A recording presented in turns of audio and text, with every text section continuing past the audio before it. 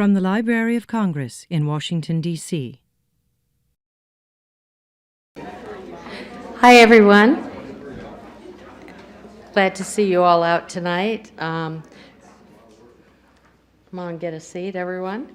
For those of you who don't know me, I'm Peggy Bulger, Director of the American Folklife Center. And on behalf of the entire center staff, I'd like to welcome you to a special presentation of our Benjamin Botkin Lecture Series.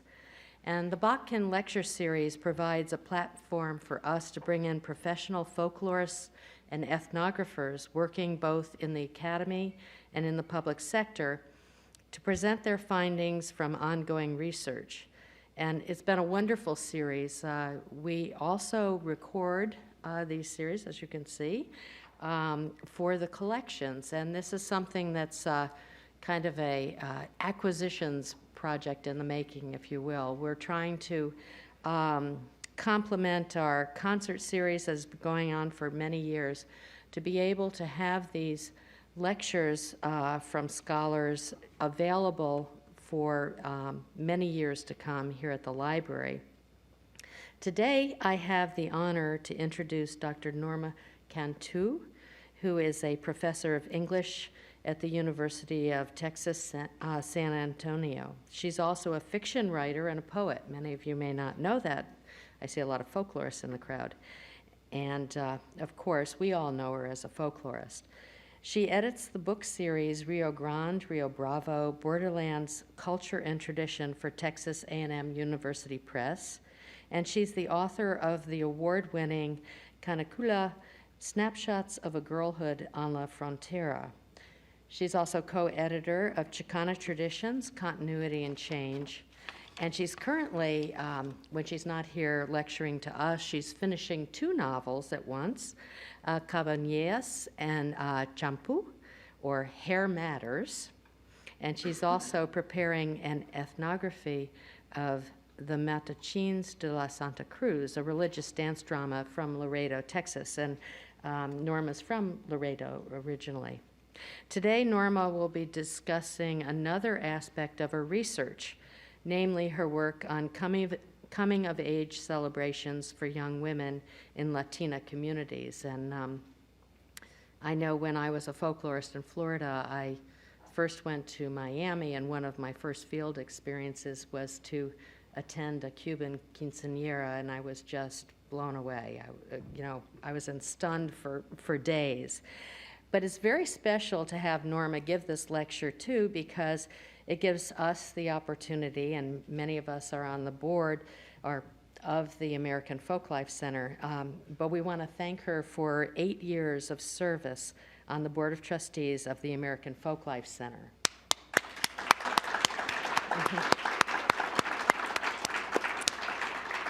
And so join me in welcoming Norma again for giving the lecture. Thank you.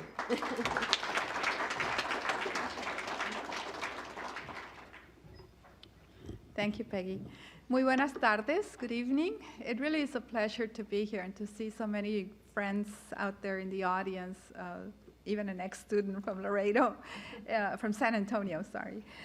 It really was an honor when Peggy asked to invite me to do the Botkin lecture for various reasons. And one is that I remember as a board member when we were discussing initiating the lecture series and how we felt there was a need to bring people who are out in the field doing work. I never imagined that the person being brought in would be me.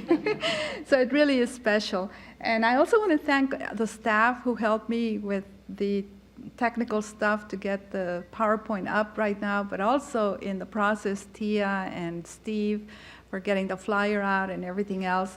Whenever anything happens at the library, and there's 5 things going on right now, it takes a lot of people to get it up and running, so thanks to all of you. I'd like to begin by honoring all of the spirits of this place that is the center, the heartbeat of our country, where things happen that impact not just our country, but the world. And today is a very momentous day when such things are happening, so I just wanted to acknowledge that. The way I got into folklore is really fascinating. I come from Laredo, Texas. It's a border community. We live folklore, as we all do. We didn't call it that.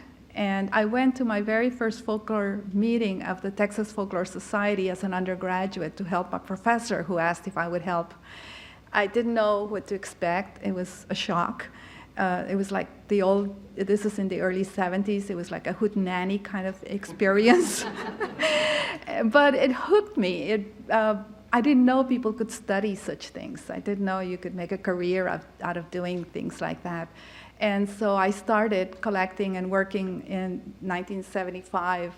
One of the first publications was a collection of children's folklore in Laredo that same professor kind of pushed me to do. So I've been working in the field for many, many years, but I've never really gotten any papers that say I'm a folklorist. So I tell people I'm an undocumented folklorist.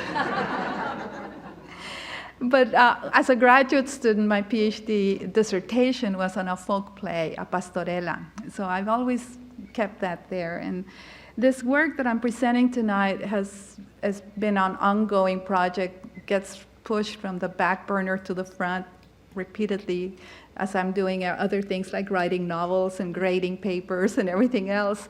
And it's a work that chronicles or documents the coming of age rituals, but also all other life marker changes for women.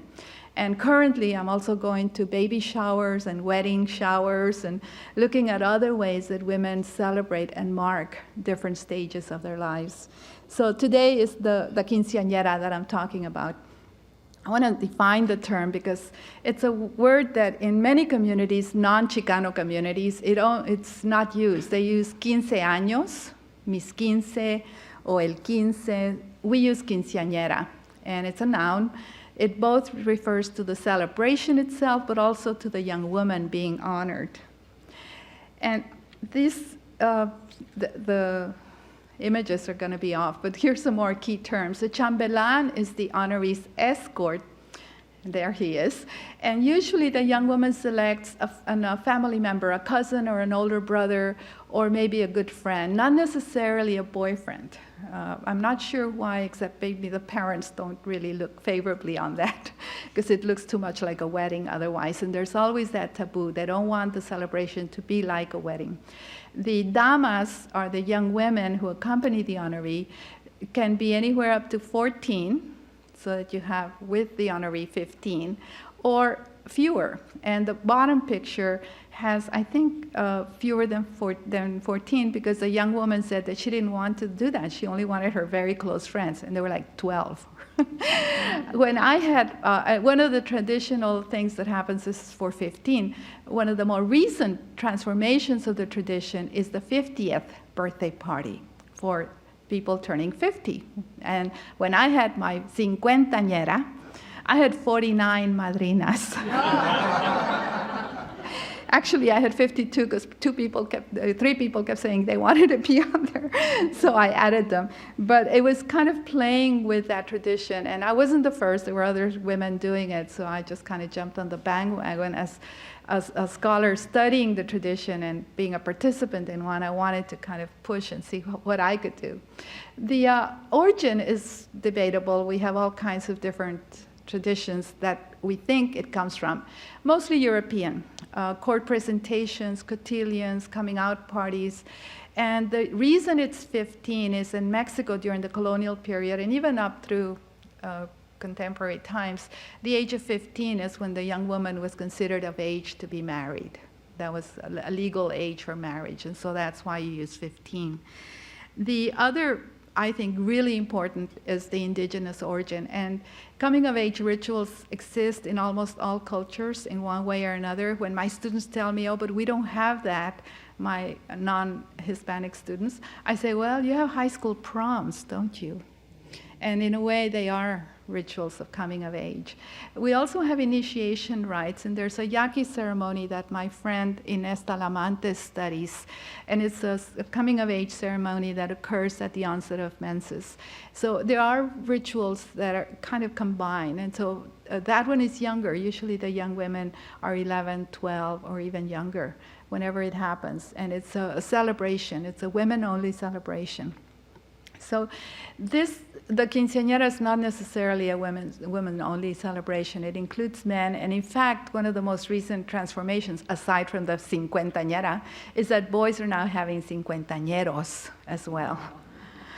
The essential elements of the celebration, I'll begin with the church. There's usually a mass, although initially, and I traced it back to about the 1930s and 40s, we didn't have a mass then. It was only a rosary, again, because otherwise it would be too much like a wedding.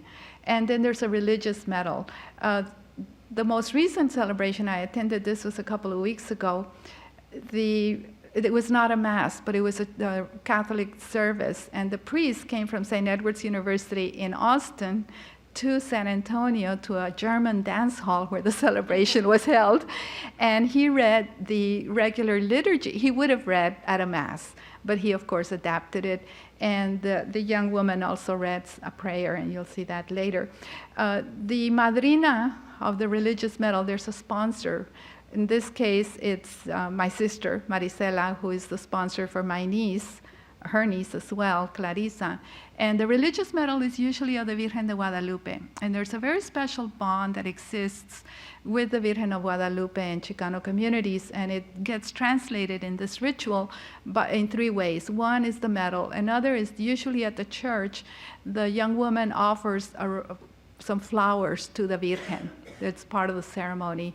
And the third is there's usually a prayer for the Virgen that the young woman is taught. The celebration itself goes on also, of course, in the dance hall or the party. It's not just religious. And the dance is a choreographed dance. I wish I had the clip. I have some clips because they're very elaborate. What I have instead is a cake, because the cake also occurs or is part of that celebration at the dance hall. And there's also ceremony with shoes, and I'll talk more about them in a little while. And it should be a last doll, not the first doll. The symbolic attire and accessories, the young woman, here you see Clarisa, and she's holding, if you see, a libro and a rosario. There's her rosary and the book. She's wearing the diadema. She's wearing the earrings. She doesn't have the medal yet, because that was the other picture, and she's wearing a nosegay. So the dress itself, and I'll talk more about it in a little bit, the headpiece can be a tiara or diadema. Diadema is usually the one with the flowers. The tiara is the one with all the encrusted rhinestones and things. There's usually a madrinas or sponsors for the earrings, the ring, the religious medal, the libro rosario, and the shoes. The shoes are changed from flats to heels at some point during the ceremony, usually at the dance hall. They are sponsors for all kinds of things. And this is one way that I see the community establishing that social glue, that bond between the parents and the intimate aunts and uncles of the honoree, but also extended family. So that you have a lot of cousins and even the whole community, neighbors, co-workers of the parents being asked to sponsor elements like maybe the engraved cake server set, or the champagne glasses, or the quinceañera doll, or the scepter, invitations, choreography. All of this costs, and it costs a lot. So the more people that can help, the better. The religious aspects, this is the one that I attended a couple of weeks ago, and I was telling you the priest came from Austin. He's blessing a watch. I had never seen that. This is a first. Usually it's jewelry, the religious medal that he blesses, but this time it was a watch. And then after he poured the water on it, he said, I hope it's waterproof. He started wiping it. And also the young woman read a prayer that she wrote herself, and I had never seen that either. This was an innovation. Probably her father works with me at the university, and he was telling me that she wasn't sure she wanted one. But in typical fashion, 15-year-old, she wanted the party, but she didn't really want the mass. And then she didn't want all 14 damas, she wanted only her close friends. Another interesting aspect is she didn't invite any of the boys to be partners to the young women, and she didn't have a chambelán. So it was a little different from the more traditional ones. The social aspect includes, of course, a catered festive meal, not often catered. Sometimes the family prepares the meal. For my cincuentañera, I had my extended family bringing in all the food, tamales, champurrado, all of that. My birthday's in January, so it was around that time of year. Also at the reception, usually there's family portraits that are taken with, in this case, with the grandparents and the parents. Sometimes it's everybody who's in attendance gets in the picture. And there's all kinds of little children. There's no invitation for quinceañera that says no children allowed, because it is a family event. The invitation, and I'm sorry this is, you can see it a little better than I can up here, actually. This looks almost exactly like my quinceañera invitation from I won't tell you. It was a long time ago, 45 years ago, because it has the damas, and it's got it in Spanish, mis 15 años. There's also the limo, and if you've seen the movie, there's a whole thing made about the young woman wanting a Hummer for her limo. It's very traditional. The picture on this one over here is before. This is when she just arrived. But this one is after she's leaving, and what they do is all of the damas and everybody gets in there. When they arrive, it's usually just the parents and the young woman, but then all the young people get in there and they parade through town, honking and shouting and, just coming out the windows, or the sky things, whatever they're called, on the car, on the limo. Where do you get the products and the things you need? Well, at a flea market. In San Antonio, you can find almost anything in a flea market, including, these are the cojines up here. These are ramos. There's some diademas. And this is not part of the quinceañera, which is hanging there. It's a baptismal outfit for a little boy. But you almost get anything. The cojines, the pillow, is an important part. And I'm not sure this is part of going to the mass. Like, for example, Stefanita, who had the party 2 weeks ago, she didn't have one because she didn't have a mass. So she didn't need a cojín to kneel at. And often they don't really kneel because they're too decorated. They have all kinds of beadwork and stuff, so it's not comfortable. But they almost always have a madrina de cojín, and it's usually a young girl who comes in with the cojín. The guest book or photo album is also elaborately decorated. These are actually pictures from the net. You can buy all of this stuff from various websites. If you just Google quinceañera, you get all the websites that sell all of this stuff. But you can also, some people have them made. The madrina will commission a seamstress or someone to prepare the guest book and decorate it with beadwork or with other kinds of embroidery. And it's usually set at the entrance of the salon with a very fancy pen with a feather and a quill kind of, imitation quill kind of thing. Especially, I'll talk more about the theme quinceañeras. Capias are not traditional for Chicana quinceañeras, but they are in Puerto Rican quinceañeras, and they usually have the date and the name. A friend of mine who is Puerto Rican and had her cincuentañera, she had them made for her cincuentañera, and like I said, it wasn't part of our tradition, so I had never seen it except in Puerto Rico. It may also exist in Central American tradition, but I haven't seen it in the Texas ones. The traditional dress in Texas is a little different. Ours are white. They almost look like bridal gowns. The difference, if you can tell, the young woman doesn't have a veil. She just has the tiara. And there's a ramo. And they almost look like bridal gowns because they're white. In Mexico, the tradition is light pastel colors, pink, lavender, light blue. Although a couple of weeks ago when I went to the flea market and was talking to one of the women who sells the dresses there, she was telling me that nowadays a lot of the immigrant women from Mexico who are having quinceañeras don't wear the white, they don't wear the pastel. They're asking her for darker colors, including black. And she was shocked that they would want black, but she says it's the new tradition, it's the new fashion, if you will. I saw one in Matehuala about 10 years ago that was a print, and I had never seen one. They're all usually solid colors. So that's one of the main differences. And I don't know exactly how much freedom the young women have, because sometimes it's the mother that has vicariously is experiencing her quinceañera, because she didn't have one because they were very poor or something. So now she wants one for her daughter. And so often the daughter has to kind of go ahead and agree to what the mother wants. The ramo or bouquet is carried, or this is a corona, sorry. There's one that's a ramo and a corona. And Eva Castellanos, who is the National Heritage Award winner from Oregon, is a master at this. And she handcrafts the corona with, it looks very similar to the bridal corona, except that she uses wax-dipped flowers. She dips them in wax to create them. They're handmade. This is a more traditional eBay or internet purchase where they're not as traditionally made. The corona or diadema, and this is a stand at the flea market where you have, see well, let me show you this one, where the 15 shows. And that's very typical. And I have a picture. I wasn't able to get a good copy. It's from a newspaper. The corona is about 1 foot high. It's like this. And it's all encrusted. It's got the 15. But I can't imagine how that young woman wore that. But in the picture in the paper, it looked really good. The most common theme, not surprisingly, is Cinderella. And the carriage is typical. This was a joint. There were 2 quinceañeras.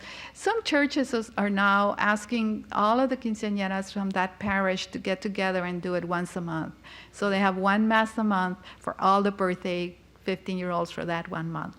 In some cases, one priest told me he wanted to do it once a year because it's really taxing on the church to be offering these quinceañeras, sometimes up to 6 or 8 times a weekend, starting on Friday afternoon and Friday evening, then Saturday, then Sunday. So they kind of wanted to cut on some of that.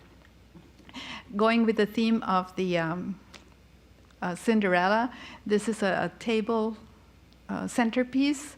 Here's another one. It could also serve as a cake topper. Some of these are made in China, and there's a balloon thing. There's even, at Walmart, I bought a doll quinceañera made in Taiwan. So this is glass on the bottom. Some of these centerpieces can get very expensive. But a lot of times people recycle things. And I don't have a photograph. I have the actual item, and I didn't bring it, where they've used plastic cups and inverted them, and that becomes the base. And then they use wire, just pipe cleaners and things to create the centerpieces, and they're really beautiful. There's also a toast. Now, these are 15-year-olds. They're not supposed to be drinking, right?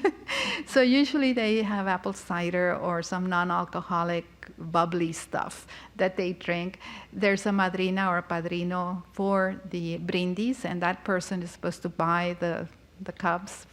They sometimes have something like this, and this is also from, you can barely see it, but there's a spot for the bottle behind this, and then you have, there's all the glasses. Do you see them hanging here?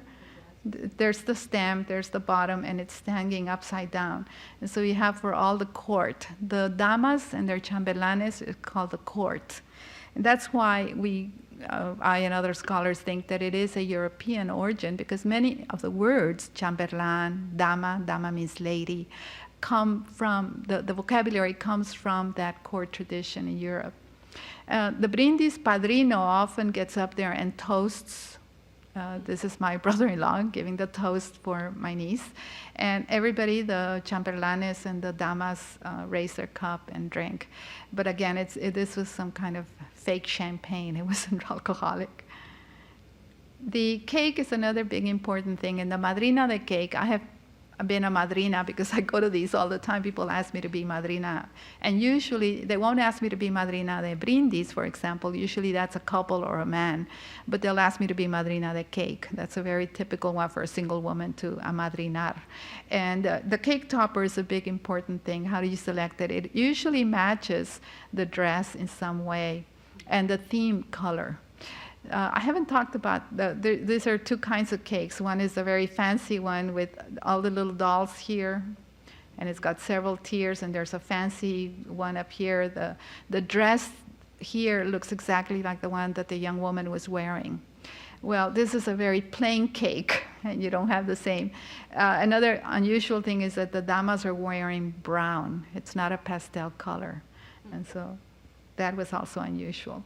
And here's the madrina of the cake standing right here. She was the one who made the cake in this case. The last doll is also a tradition that has varied variants all over. In Matehuala, I saw that same quinceañera I was telling you about. It was a Barbie doll. And it was a blonde Barbie doll dressed in identical costume as the young woman. So it was very interesting.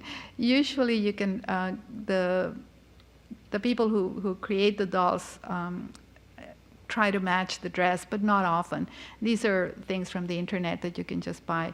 And they have a whole theme. You can buy the whole line, your dress, the doll, the shoes, everything to match. It gets very expensive. The idea of the last doll, again, is a marker because the young woman is leaving her childhood behind and becoming an adult. And so she gets her last doll. The shoes and the scepter. At some point in the ceremony, the young woman will change from flats to shoes that look like this. And most 15-year-olds can't walk on these heels, but they practice for weeks and months before. I know I did, and even then I couldn't walk on them. It takes practice, so they do. And pretty soon in the dance, the shoes are off, and they're dancing barefoot. The scepter is something that is not often found, but definitely in the Cinderella theme, the young woman will carry a scepter, and there'll be a madrina that will be the one who gives her that. At the dance, usually she will dance with her grandfather, if the grandfather is still there, the father, and the chambelán. And if you notice here, she's dancing in the middle after the father's dance and with the chambelán, and then there's the whole court is all around her. And it's a choreographed dance. And some women have made it a profession to choreograph dances for quinceañeras, and they earn quite a bit of money. They do it after school when the kids are away and they can come to the practices. And it is amazing to me how you can get 14, 15, 16-year-olds who usually don't want to do anything like this, come to the practice because otherwise they can't participate, and rent a tuxedo and show up and do all this adult stuff. It's amazing. I mean, when you see them here, they're all wearing these tuxedos, and then you see them the next day at school, and they're all in their baggy pants and cholo outfits. The meal itself, they're set up. This was the one where, if you notice, there are no young boys sitting with them. It's just the young women. So it was a little different from the other one. The products derived from and for the quinceañera, well, music. And that's another industry. There's groups that specialize in providing the music for the quinceañeras. It depends how much money you have. You can get a music machine that does the music, or you can get a live band to come with mariachis at midnight, almost like a wedding with all of that. The quinceañera herself often selects music that is appropriate either for the theme. And what I'm talking about when I say theme is that sometimes you have country western as a theme. And so the dance would not be the waltz. It would be the Texas two-step or Cotton Eye Joe or something like that. On the other hand, if you have a Hawaiian theme, there could be a hula, and as much of a hula as a Chicana community in South Texas could do. You also could have a theme that is like moonlight or moonbeams or something. And it's almost like prom night. You know how proms have themes? It's that same idea. And I think that's where it comes from. That's where the prom blends into the quinceañera. So you have these themes occurring. And the music is integral to that. The other thing that happens is that now you have manuals for how to conduct a quinceañera. And the church was desperate because it is not a religious ceremony. There is no liturgy in the Catholic Church for quinceañeras, or in the Baptist or Methodist or Unitarian, or all of the ones that have now adopted quinceañeras for their Latino communities. So they design their own liturgy. Basically, that priest in Austin told me that he just was so desperate for it, he just invented it. But there is a manual that tells you, 6 months before, rent the hall, or a year before, get the music and all of that. To kind of like for brides when you're planning your wedding, the same kind of thing. You also have magazines that have evolved. Quince Girl is one of them. And now we even have a TV show that has the Sweet 16 one. I don't know if you've seen it on one of the cable networks. There's a 16 show, but they cover quinceañeras. So that was kind of an unusual thing for me to see as well. And you have children's books. Here's Dora the Explorer with her cousin's quinceañera. It happens a lot, actually. There's a young adult novel, Sweet 15, by Diane Bertrand Gonzalez also. And what happens, and I'm very happy to see this, is sometimes the parents will buy the book for all of the court, for the young women who are the damas, so that they have, and of course promoting reading, so I'm all for that. The other thing is sometimes there will be a poem recited at the event, and it's not anything, it's kind of unpredictable. It depends. It used to be much more traditional at weddings and at quinceañeras for some older person to get up and recite a poem from memory, a declamación they call it, or declamar. I haven't seen that as often anymore, partly because some of those older folks have died on and the tradition has not been passed on. The poems were almost always in Spanish, and a lot of the young people don't speak Spanish. They're English-speaking monolinguals in some cases. So there are other things that are coming in, like a magazine or books. There are artists in Chicano communities that have taken the quinceañera, and I apologize for the quality. I don't think this is a really good rendition of Carmen Lomas Garza's painting called La Quinceañera. And this is outside the church. Everybody's kind of hanging out, and I wish you could see the detail that she uses in most of her work. There's all kinds. There's the little kids, and then there's older people. There's all kinds of folks kind of preparing to go inside to celebrate the quinceañera. And the other rendition is in a mural, and that's the one that's on the flyer by the artist Teresa Powers. I'm going to go ahead and just mention the movie. I don't know if any of you have seen it. I heard from somebody locally here in DC that it was only here like for a week, and then it was gone. It's a really interesting movie. They got the folklore right, as far as I could tell.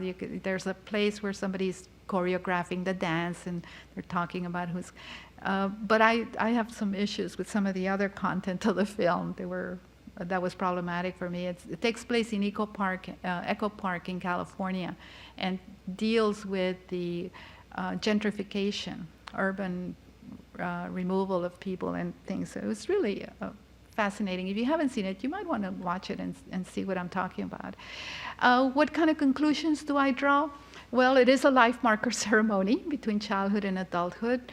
Like all life marker ceremonies, I think it undergoes change as the culture, as the community needs to change, and it shifts things, elements in it.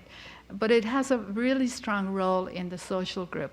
The shift from girl to woman, de niña a señorita, is the main purpose of it. And in fact, in many communities, and I've seen this happen even in my own family, the young woman becomes a young woman and not a girl, and starts being more responsible and has more responsibilities. It used to be, when I did it way back when, that now you could wear lipstick and you could shave your legs and all kinds of things like marked adult women.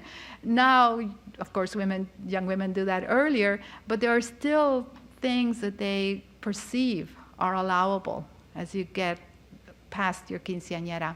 The other funny thing is, even if you don't have a quinceañera, because you turn 15, you might get a ring as a marker. Your parents can't afford the full-fledged party, but you'll get a piece of jewelry, the medal, something. Or if your parents are really wealthy, you either get a car or a trip to Europe or a party. That sometimes they have a choice of what do you want. In the 60s, 70s, a lot of the young women would choose not to have the party. They would rather have a car. That's still there. But I've seen more and more of the young women still want the party. One of my nieces said, no, she didn't want the party. She wanted the car. So then my sister found in her drawer a list of madrinas, damas, and she said, but she said she didn't want this. She was already planning it. So it's a kind of conundrum. You don't really want it because it's cursi, it's your parents' thing, but on the other hand, you really do want it. And so that happens quite a bit. And I think it is something that signals for the young girl an appreciation of who she is to the community, because it really is a communal celebration. You couldn't have a quinceañera with just 5 people or just with your immediate family, your parents and your siblings. It has to be a community. And it signals that change in status because it also signals a responsibility to that community. You're no longer alone in your family. You're a member of the adult community. And sometimes it also coincides with confirmation. In many churches, confirmation comes right after. So that also signals another marker. It persists as a social glue, I think, and as a cultural marker because it fulfills that need to belong. And especially with people who have been deterritorialized through immigration, when they come to Atlantic City, where I saw a van that said cakes, quinceañeras. It's because they need that connection to their home community, to their home culture. Many immigrant groups or girls go back to their hometown to have their quinceañera. And sometimes they'll have 2, one for the family back in Mexico and one for their friends and family here. And the other thing that people ask is, why would people spend all that money to do this? And you have to understand that the money part is not really the important part. The important thing is the people, that establishing that community with others, with your compadres, because then all those madrinas and padrinos become your compadres and comadres, and they are responsible for that child as well as the baptismal sponsor. This has been a presentation of the Library of Congress. Visit us at loc.gov.